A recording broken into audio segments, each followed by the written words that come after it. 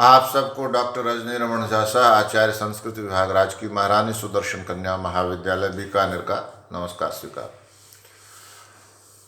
हमने परस में भू धातु लोट लकार परस्मय पद के 3 3 6 2 8 रूपों को पढ़ लिया। प्रथम पुरुष एक वचन, प्रथम पुरुष द्विवचन, प्रथम पुरुष बहुवचन में क्या आया? भवतु भवताम भवन्तु। मध्यम पुरुष एक वचन द्विवचन बहुवचन में आया भव भवतम भवत। और उत्तम पुरुष एक वचन द्विवचन बहुवचन में हुआ भवानी भवाव भवाम। तो इस तरह से भवानी भवाव भवाम इस तरह से हुआ। अब इसमें भी हमने उत्तम पुरुष में भवानी और भवाव की सिद्धि की है। भवामा अभी करेंगे। तो जैसा कि आपको बताया गया है, लिखने में किसका ध्यान रखेंगे? भू धातु से कर्ता अर्थ में आज्यार्थक में लोट च सूत्र से लोट प्रत्यय का योग हुआ। लोट च क्या है? लोट च सूत्र है, लोट लाने का। लोट जो आप लकार कहते हैं ना, वह भी मूलतः प्रत्यय ही है। सब में ल ल ल है, इसलिए इसको लकार कहते हैं। तो लोट में ओ जो है वह अच है। अ ई उ री री ए ओ ऐ औ। ओ को किस में माना गया है? अच में। तो उस पर चंद्र बिंदी है अभी यहाँ ओ। तो ओ को क्या माना जाएगा? उसको उपदेशे जनुनासिक इत से उसकी इत संज्ञा होगी। और जो ट है हलंत ट, उसकी हलंत्यम सूत्र से इत संज्ञा होगी। तो तस्य लोप सूत्र से ओ और ट का लोप हो जाएगा, ल बचेगा ल। तो भू प्लस ल हो गया। यही होता रहा। अब लस्य सूत्र से इसी ल के स्थान पर सारे तिंग प्रत्यय आते हैं। तो यहां भी आ गया। कौन आ गया? परस्मय पद उत्तम पुरुष बहुवचन में तिप्तझी सूत्र से क्या आता है? ध्यान करिए, मस प्रत्यय आया। मस में स की हलंत्यम सूत्र से संज्ञा प्राप्त थी, किंतु आपको याद हो, किंतु क्या हुआ? याद करिए। हुआ यह कि विभक्तिश्च सूत्र से मस विभक्ति है और तिप्तझी में आता है ना, इसलिए तिंग में आता है, इसलिए इसको विभक्ति भी कहते हैं। इसलिए ये तिंग विभक्ति है, तो मस तिंग में आ रहा है, तो यह भी विभक्ति हो गया। और जब यह विभक्ति हो गया तो न विभक्तो तुष्माह सूत्र से मस के स का जो लो इत संज्ञा प्राप्त थी, वह इत संज्ञा रुक गई, निषेध हो गया उसका। इत संज्ञा रुकने से क्या फायदा हुआ? क्या हुआ? फल हुआ उसका। फल यह हुआ कि मस के स का लोप नहीं हुआ, तो मस ही रह गया। तो क्या हुआ? भू प्लस मस। अब लेकिन अब इस स को पहले लोप होने से बचाया, अब इस स का लोप करेंगे। कौन से सूत्र से? तो कहा कि लोटो लंगवत। लोट कैसा होता है? लंग के समान। लंग में ग की संज्ञा होती है, इसलिए गित है। और लोट लंग के समान है, इसलिए वह भी गित है।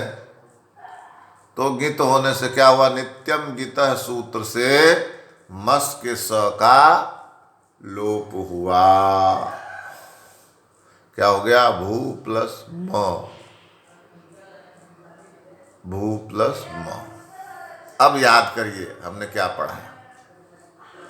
हमने पढ़ा है कि उत्तम पुरुष के तीनों वचनों में यदि वह लोट का है तो उसको 8 का आगम होगा।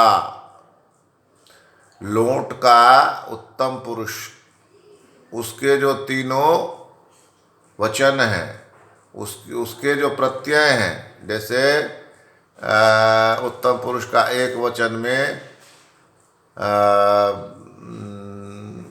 मिप है, वहाँ द्विवचन में वस है, वहाँ सब जगह आठ आया। तो यहाँ जो म है मस्तम, वो उसको भी आठ का आगम होगा। सूत्र का नाम आपको ध्यान है आडुत्तमस्य पिच्च। तो आठ का आगम हो गया। अब किसका आठ का आगम किसको हुआ? म को। आठ में ट की हलंत्यम सूत्र से संज्ञा हो गई। हलंत्यम है ना, ट के नीचे हल। जो मैंने आपको पीडीएफ बना के भेजा उसको देखते रहिए और फिर मेरा वीडियो सुनते रहिए, तो बहुत आसानी से समझ में आएगा। तो आठ का आगम किसको हुआ? म को, मस वाला जो म है। और ट उसमें हलंत है, इसलिए हलंत्यम सूत्र से उसकी संज्ञा होकर तस्य लोप से उसका लोप हो गया, आ शेष रहा। अब आ कहाँ आएगा? म के पहले आएगा या आगे आएगा? तो कहते हैं पहले आएगा। क्यों? चूंकि यह टित है, ट की संज्ञा हुई है ना, तो टित है, इसलिए यह म के आदि में आया। तो क्या बन गया? आम। अब क्या बन गया? भू प्लस आम। अब यह जो आम है, आम में म तो ये तिंग है, आ उसमें आया है, आगम हुआ उसका। तो कहते हैं कि नहीं, यदागमस्तद, यदागम यदागम यदागम तद्गुणीभूतो तद्ग्रहणेन गृह्यते। यह परिभाषा है कि जिसको आगम होता है उसका ही गुणीभूत हो जाता। कौन? जो आता है। और क्या कहते हैं तब उसके बाद? यदागमस, यदागमस तद्गुणीभूतो। अब तद्ग्रहणेन गृह्यते। अब जब उस म का ग्रहण होगा तो उसके साथ आ का भी ग्रहण होगा, यानी पूरे आम का ग्रहण होगा। तो आम क्या है? शीत, मतलब तिंग हो गया।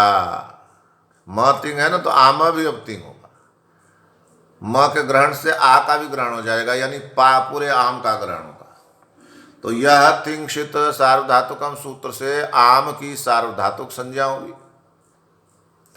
और उसके परे रहते, भू से परे आम है ना, तो उसके परे रहते क्या होगा कि भू से परे, यानी भू और आम के बीच में कर्तरी शप की सूत्र से शप का आगम हुआ। शप में तीन अक्षर हैं, श, अ और प। श कौन सा? तालव्य श, तालव्य श, शंकर वाला श। तो उससे क्या हुआ कि क्या कह रहे थे अभी? जो शप है, शप में श की इत संज्ञा हो गई लशक को तद्धिते से, और प की इत संज्ञा हो गई तस्य लोप, उससे हलंत्यम से, तस्य लोप से दोनों का लोप हो गया, अ बचा। तो भू प्लस अ प्लस आम। अब यह बताया जाए कि जो अ है वह किसका है? वह है शप का। शप में श की संज्ञा हुई है लशक को तद्धिते सूत्र से, तो श की संज्ञा हुई है, तो यह शीत कहला रहा है। तो तिंगशित सार्वधातुकम सूत्र से अ भी सार्वधातुक है। और इसका फल क्या होता है कि सार्वधातुकार धातु का यो सूत्र से भू का जो ऊ है, भू का जो ऊ है, बड़ा ऊ, उसको क्या हो जाएगा? ओ। सार्वधातु उससे, हाँ, सार्वधातुकार धातु का यो सूत्र से भू के ऊ का ओ हो जाता है। तो क्या बन गया? भो प्लस अ प्लस आम। अब यह जो भो है वह एचो यवायावह सूत्र से अब हो जाता, भो का ओ। तो क्या बन जाता? भव। और उधर भव प्लस अ प्लस आम, तो मिल जाने पर भव हो गया, भव, भव प्लस आम। अब भव के अंत में अ है और आम के प्रारंभ में आ है, तो अ और आ ने मिलकर अकः सवर्णे दीर्घ सूत्र से आ बना लिया। तो क्या बन गया? भव आम। भव का व का जो व के बाद वाला जो अ था आगे वाला, वह भी आ में मिल गया, और आम का जो आ था वह भी आ में मिल गया। दोनों मिलाकर भी आ ही हुए। अकः सवर्णे दीर्घा, अ इ उ री ली, इनका अपने सवर्ण से यदि, यानी अ का आ से यदि संधि होती है तो अकः सवर्णे दीर्घा, तो जो उसमें दीर्घ है, सवर्ण दीर्घ, यानी अ का सवर्ण आ है तो उसका जो दीर्घ है वह भी आ ही, तो वह हो। तो अकः सवर्ण दीर्घ से क्या हुआ कि भवा, भ हलंत आ और म हल म, तो भव आ म, अब मिला दो तो आ जो है भव के व में मिल जाएगा, भवा, और उधर म है तो भवा म, यह सिद्ध होता है। भवाम, वयम भवामः, तो वयम भवाम, हम ऐसा बने, यह अर्थ होता है, क्योंकि आज्ञार्थक है ना ये। तो इस तरह से आज हमने भवाम रूप की भी सिद्धि की, और तीनों ही रूपों की सिद्धि इस तरह से हो गई। तीन या नौ, तीनों ही वचनों में तीन तीन रूपों की, तीनों ही किसमें, पुरुषों में, प्रथम पुरुष, मध्यम पुरुष और उत्तम पुरुष में, तीनों वचनों में भू धातु के उनकी सिद्धि हो गई। तो अब देखें कि भू धातु का लोट लकार में सिद्धियां होनी है। तो पहली सिद्धि है भवतु, प्रथम पुरुष एक वचन में, वो सिद्ध कर लिया। भवतु, भवताम, भवन्तु, भव, भवतम, भवत, भवानी, भवाव, भवाम, ये 9 रूप हमने सिद्ध कर लिए। इसमें जानने वाली बातें, आपके लिए जो मुख्य रूप से जानने वाली बातें हैं वह यह है कि जैसे सब कुछ चल रहा है, मान लो भू धातु है, और भू धातु में जो अभी मान लीजिए, अभी का उदाहरण लीजिए, मस आया, वह है भू धातु में जो मस आया है वह है उत्तम पुरुष का बहुवचन। तो उत्तम पुरुष का बहुवचन है, तो लोट का है, लोट का होने से यह लंग के समान। तो लंग क्यों बनाया? तो लंग में क्या होता है, ल अ और ङ है, तो उसमें ङ की संज्ञा होकर तस्य लोप से उसका लोप हो जाता, तो लंग गीत लकार है। लोट को भी गीत के समान बताया। तो लोट वस्तुतः लोट में क्या है, ओ और ट है, तो टित होना चाहिए, इसलिए विशेष रूप से इसको ग्रहण किया कि ठीक है और जगह तो टित होगा, लेकिन यहाँ पर जो क्रिया के रूप में है उसमें लोट को लंग के समान माना जाएगा, यानी कि लोट को भी गीत माना जाएगा यहाँ विशेष अवसर पर, अन्यथा तो वह टित है। लेकिन यहाँ चूंकि उत्तम पुरुष के एक वचन, द्विवचन, बहुवचन में जब आट आ गया और आम बनाया, उसके बाद जब हमने लोट नहीं, यहाँ नहीं, वहाँ मस में नित्यम गीता से स का लोप हुआ। तो क्यों? क्योंकि लोट को भी गीत लकार माना गया। क्यों? क्योंकि लंग को और लोट को समान माना गया।